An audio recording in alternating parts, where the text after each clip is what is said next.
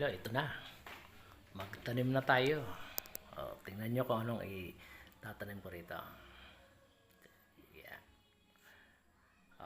Ito.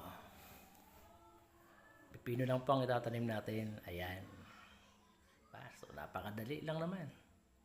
So, napakinabangan na natin yung karton para sa pag-transplant ng pipino. So, itanim natin ito bukas. Ayan. Diba? Napakadali lang naman pala eh. Ganito ang gawin natin. Ayan, diba? Okay na. Ayan, meron na tayo ng 4 na pantanim na pipino. Kaya magtanim para may makain, diba? Kaya sige na, magtanim lang at magtanim. Bye-bye.